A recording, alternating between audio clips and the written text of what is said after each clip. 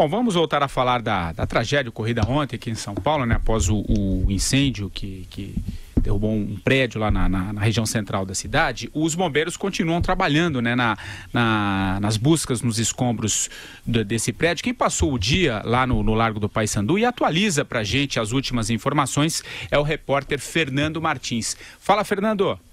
Olá, pessoal do 3 em 1, mais um dia, o segundo de trabalho aqui do Corpo de Bombeiros, no resgate dessas pessoas, que agora, como nós já estamos sabendo, acabou subindo para 4 o número de desaparecidos. O primeiro que era procurado e tentavam fazer o resgate dele quando o prédio ruiu, e depois os outros 3, mãe e 2 filhos gêmeos.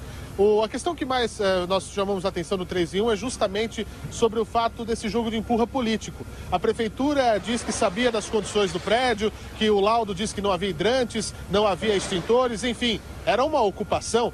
Dificilmente uma ocupação vai se preocupar em ter hidrantes, em ter equipamentos de segurança contra incêndio. Depois disso, nós vemos o Ministério Público reabrindo as investigações sobre a questão estrutural do prédio. E a União, por sua vez, a verdadeira dona do prédio, empurrando a questão para a Prefeitura, dizendo que já havia tratativas para passar o prédio para a municipalidade. Nesse jogo de empurra entre os poderes, quem permanece na rua são os desabrigados dessa moradia. O que vocês acham disso? Andreasa, começo com você, vai lá. Essa barbárie é um retrato do Brasil. É um clichê dizer isso? Mas vejam, todas as esferas de poder envolvidas, todas agindo antes, com extraordinária irresponsabilidade e incompetência, e da mesma forma depois de havida a tragédia. Um prédio que é da União, numa área degradada por incompetência do Estado. Ninguém quer aquilo ali. Um prédio abandonado. Um prédio, inclusive, com valor arquitetônico. Abandonado. Empurra pra cá, empurra pra lá. Ninguém tem responsabilidade. É ocupado por uma milícia. Porque é disso que se trata. As pessoas que estão ali são mantidas em cárcere privado, ficamos sabendo. Cobra-se aluguel dessas pessoas. Não podem sair quando querem. Não têm direito de ir e vir. A Defesa Civil vai lá, faz fiscalização, a prefeitura vai lá, empurra pra cá, empurra pra lá. O prédio pega fogo, cai, as pessoas continuam na miséria. Mas os poderes, o exercício de poder, tanto legal, pelos 3 poderes, quanto o ilegal pela milícia, porque não é movimento social, não é movimento de sem-teto, é milícia, esse exercício de poder continua intocado. Os coordenadores saem com seus automóveis quando o prédio pega fogo. É gente que tem dinheiro. Para onde vai esse dinheiro? Faz um cálculo rasteiro aí, só nesse prédio, calculando quantas pessoas estavam ali e quanto se cobrava em média R$200, você tem R$150 mil aí de dinheiro arrecadado mais ou menos nesse aluguel. Para onde vai esse dinheiro, se o prédio não era mantido? E as outras 70 ocupações de prédio, se houvesse um valor como esse? Nós estamos falando de milhões de reais. Para onde vai esse dinheiro? Vera, eu queria falar um pouquinho e abordar com você a questão das manifestações dos políticos sobre a tragédia de ontem. Tem dois aqui que eu acho que dois tweets que eu acho que é importante a gente falar. A primeira do ex-prefeito Fernando Haddad. Ele não foi até os escombros, né, para prestar solidariedade às vítimas, mas ele estava em Curitiba, né, no ato lá de Lula, mas ele usou o Twitter e ele retweetou uma postagem que eu destacava aqui, que é a declaração do João Dória. A gente falou ontem aqui. Segundo quem o prédio que desabou foi invadido por facção criminosa, disse o Dória logo após o acidente. O Haddad foi irônico e escreveu o seguinte, abre aspas, comovente a sensibilidade social de Dória. Agora, um outro que comentou também foi o Renan Calheiros, o senador. Ele aproveitou o desabamento do prédio para bater em Temer. Aliás, ele é uma prática recorrente aí nas últimas semanas. Nas redes sociais, ele zombou da visita presidencial ao local. Ele escreveu o seguinte... Apareceu do nada e teve que sair correndo entre pedras e vaias para evitar cena de ódio incontrolável. O oportunismo e responsabilidade? Nisso tudo, esses políticos vitimam as pessoas novamente, né? Porque ignoram a existência de desaparecidos, de prováveis mortos nesse desabamento e usam o ocorrido para fazer guerra política. O Renan Calheiros, se tivesse aparecido lá, certamente seria tão escorraçado quanto o Michel Temer. Eu acho que ele não tem dúvida disso, né? O Fernando Haddad preferiu ir a Curitiba a ir lá. Ele ficou bravo com essa postagem que fui eu que fiz hoje de manhã no BR-18, essa contradição entre ele apontar insensibilidade política e não ter nem aparecido lá e nem feito nada, nenhuma postagem nem para se solidarizar. O clichê do me solidarizo, nem esta etapa ele percorreu antes. Aí ele diz, me mandou mensagem para reclamar, claro, como ele sempre faz, porque ele não aceita crítica. Tem um político que é avesso à crítica, se chama Fernando Haddad, e ele diz que ele nunca foi de tripudiar em cima das vítimas, porém usou o caso como um palanque para atacar um adversário, cuja manifestação, aliás, nós todos criticamos aqui ontem.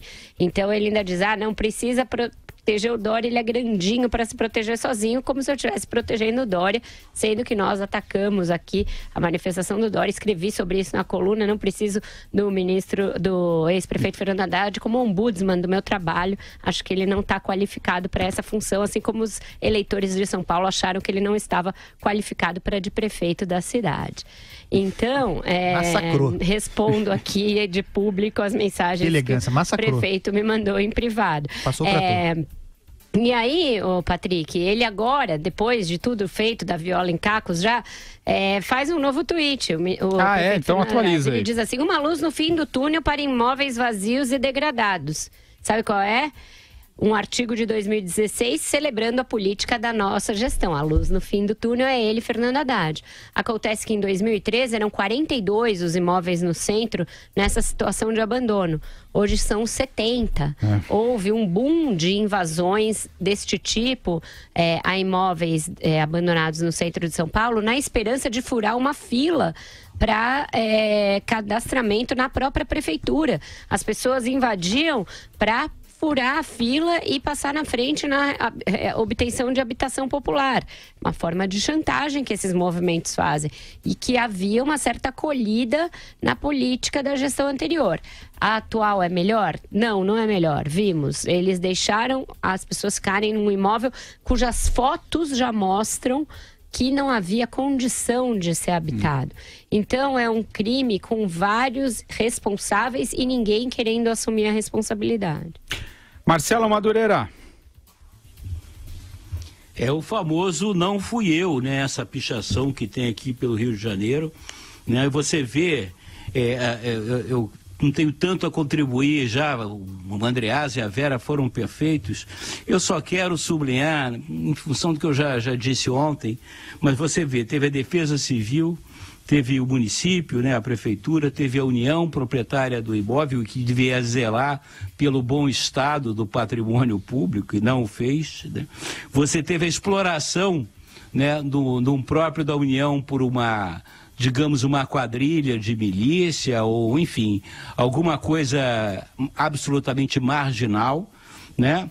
O Corpo de Bombeiros também se omitiu e o que fica, né, de tudo isso é que todo esse aparelho aí, todo esse sistema aí que não funcionou, né, disfuncional, inoperante, irresponsável, ele é pago, meus amigos, por nós todos, vocês que estão aí nos acompanhando, nós que estamos aqui trabalhando, nós trabalhamos todos os dias para sustentar esses camaradas todos aí, né, do amanuense mais simples, né, até o secretário de Estado, ministro, seja lá o que for, para vir a público num caso como esse, como tantos outros, e dizer que não tem nada a ver com isso. Agora, certamente, hoje, 2 de maio, foi depositado lá na conta bancária deles o salário, que cada vez aumenta mais, não é nada desprezível. Por conta disso, inclusive, você não tem os serviços básicos na saúde, na segurança, na educação, porque há que se pagar, né, o funcionalismo público, e isso a nós, o cidadão, a cidadã, cabe trabalhar feito o Moro, né, não o juiz Moro, mas a expressão feito um Mouro, né, para poder sustentar esse bando de irresponsáveis, caras de pau que não tem vergonha na cara e não fazem o que tem que fazer.